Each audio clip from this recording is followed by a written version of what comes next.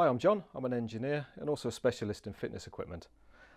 This is an indoor studio bike, and I'm just going to run you through some basic tips as to how to set the machine to help look after the machine and also to help prevent you getting any nasty injuries. So what do I mean by that? Well, on this particular version of the studio bike, when I start pedaling, I'm turning this big flywheel here, and there's a lot of momentum and mass in the flywheel, which means when I stop pedaling, the pedals continue to rotate. There's no clutch.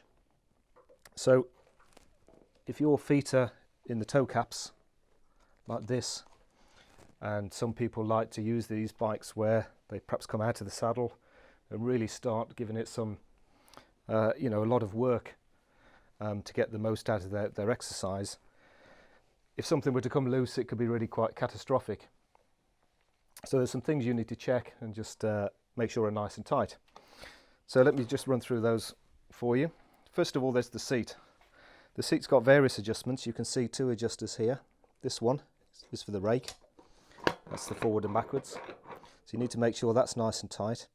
And on this particular design, let's say you were to do it up tight and that clashes against that, you can actually pull it down and just move it back, a bit like a ratchet, and then tighten it up a little more.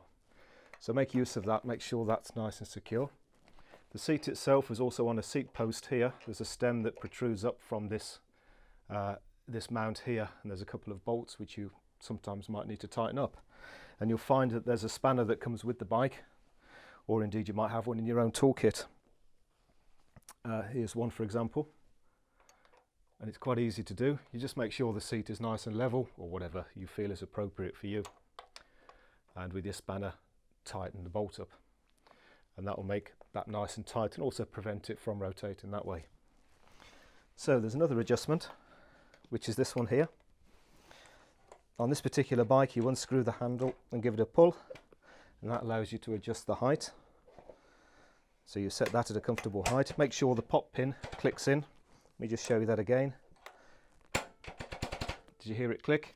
When it clicks in, there's a little peg which goes into a hole on the side here, and when that's in, you know it's engaged, and then you can just tighten that knob up, and that's all nice and tight. And you've got a similar arrangement here on the handlebars. You've got the handlebar rake adjuster here. Again, it's got a similar kind of ratchet to the seat, so you can loosen it and move it forwards and backwards into a position that's comfortable for you. When you're happy, make sure that's nice and tight.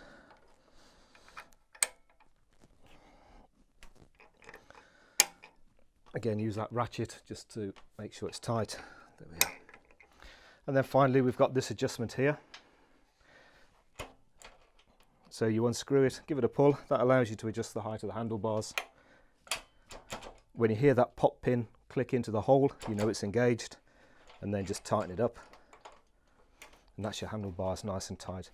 And all of that means that when you come to use the bike now, you're going to be nice and safe. The bike's going to be okay, and you're not going to have any injuries. I hope that helps.